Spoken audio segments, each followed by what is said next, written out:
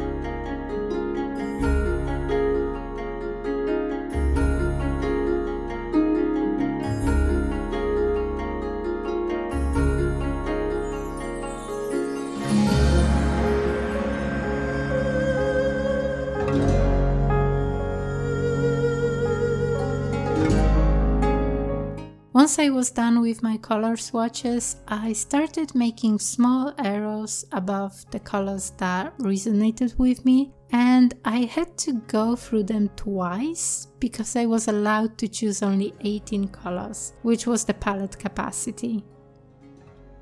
I will talk about the palette you see on my right side later on, but for now let's jump directly into the mixes that I made. I'm not going to show all of them because the process was quite repetitive. I will, however, give you hopefully few tips on how to do it in order to avoid some of my mistakes. My first color was pale yellow, which is a mix of titanium white with primary yellow. The second one was yellow ochre, and I'm aware it doesn't look aesthetically pleasing. Unfortunately, the pigment solidified over time. I mixed it with some primary yellow, and the most important ingredient that I added that made everything possible was glycerin. Glycerin is used mainly in watercolors, not only though, It extends drying time and helps the gum arabic redissolve in water. Also, it gives your paint a nice shining consistency, and something that I can confirm, it prevents the gouache paint from cracking in a drastic manner. The paint will crack anyway, but I don't think you will find small crumbles all over your palette.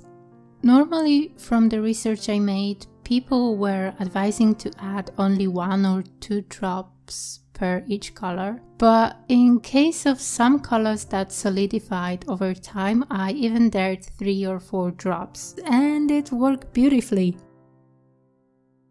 Next, I used a nice peach color by the brand Ferrario. I'm not going to talk about that brand because I'm not sure if it's accessible outside of Italy, and I used what was left from my previous color to add some spin to it.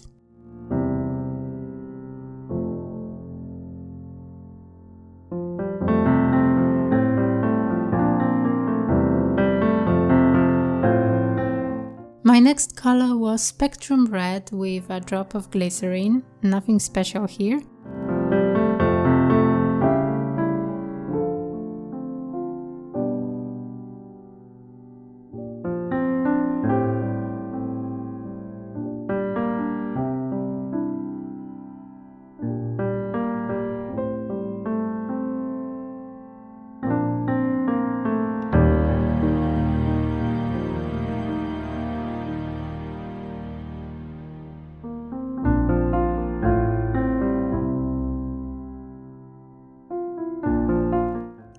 Then I made some vibrant pink, and boy, I was disappointed how this primary red dried. Thank heavens I had my tube squeezer, which I totally recommend. I used a lot of force to squeeze it, but at least I didn't have to damage the tube. I think some pigments over time might react differently from others, and I think this was something to be expected, although by no means I'm not an expert in pigments. Next, I made some nice purples, few shades of green which had more earthy tones, and a big chunk of brown, which is a must-have in my palette.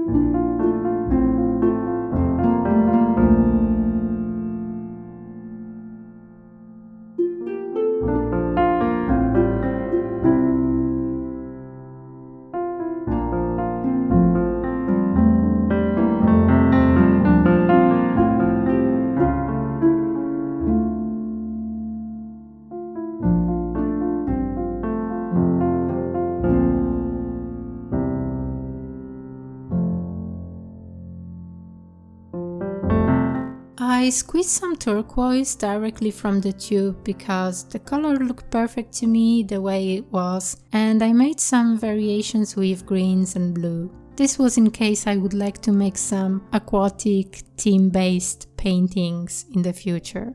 I added some darker blues, some grey color, and at the very end a bit of black, though I don't use it that much and I do not recommend using it in large quantities. Unless it's for a specific project or a style choice, black tends to make your paintings really dull.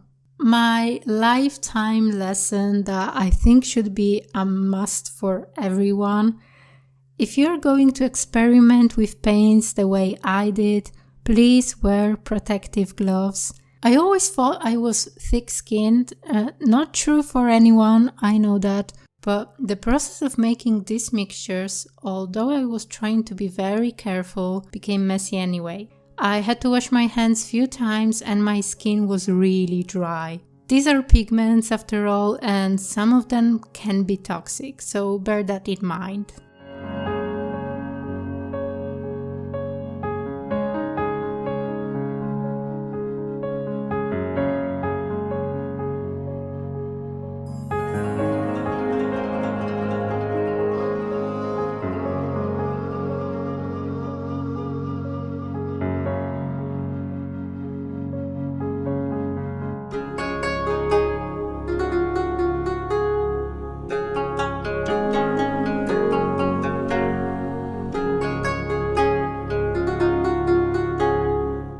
Few days after, I started my painting, and as you can see, most of these pigments dried. However, I was pleased by the way how shiny they looked. Although I wasn't going to use all colors at once, I wanted to see how they would react after having contact with tap water. At that point, I was ready to make a creative mess on my palette. Now let's finally chat about this palette. This is a knockoff of the famous Mijello palette. The reason I wanted this one and not the original was because it was cheaper. Theoretically, the lid was supposed to be light pink, which also played a significant role in my choice. Unfortunately, the picture didn't match the product, so the real color is a in-your-face pink. But what I like about it is that the additional detachable palette that is hidden in the upper lid is white and not transparent as the original one. Lastly, I hate when they add text on the lid. This one doesn't. This is of course the least important thing, but I like simple designs. When it comes to the quality of the plastic, it does feel heavy. The pens are well made and you can fill in 18 colors. The only element that makes me suspicious is the closure of this palette. It closes with a pleasant click, but I'm not sure if it would stay closed if I carried it with me. I'm not planning to do so, but if you are someone who paints au plein air, it might be the case to invest in something more expensive like the Mijello one. Although I've never seen it in real life, so take my semi-review with a pinch of salt. In the end, I'm happy with the choice I made. And of course there are many palettes similar to the one I have, with different amount of wells, different closures, so you need to think on what your needs are. I've also seen that many people are using the Himi Jelly Gouache. I admit that palette looks gorgeous, the amount of paint is reasonable for its price, and of course there is this ongoing hype, so people buy it often out of curiosity. I don't know how practical it is, but what I know for sure is that this is gouache after all, and it will dry eventually, no matter how well you close the lids. I've seen some YouTubers reactivating this palette, and knowing how long it took me to make these mixes, that palette is not something that I would like to use on a daily basis. Although if you have it, I highly recommend using glycerin and distilled water once it dries. With the amounts of paint I'm using, distilled water is not necessary, and I don't care if the paint will dry, but if you want to keep your paint moistured, you need to get rid of all minerals that normal tap water contains. This way you will avoid the bad smell that bacteria may cause.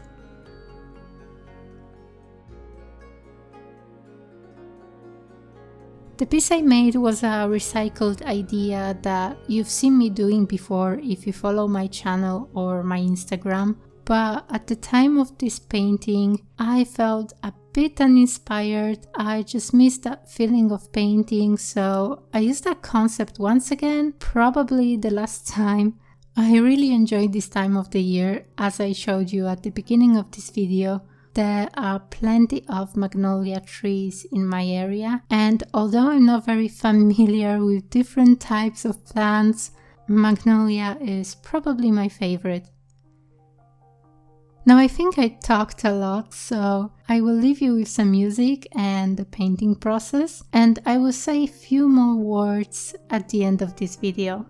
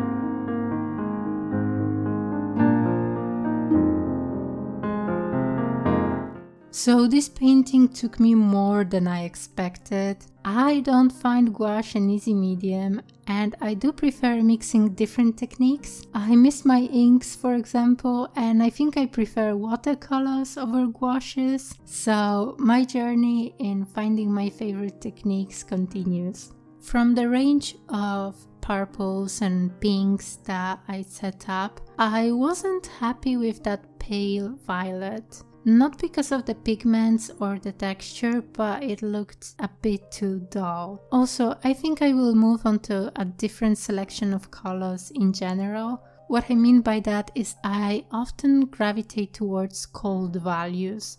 I would like to experiment with greens and reds as well, and I hope to use this palette more often, maybe for some details in my mixed media paintings.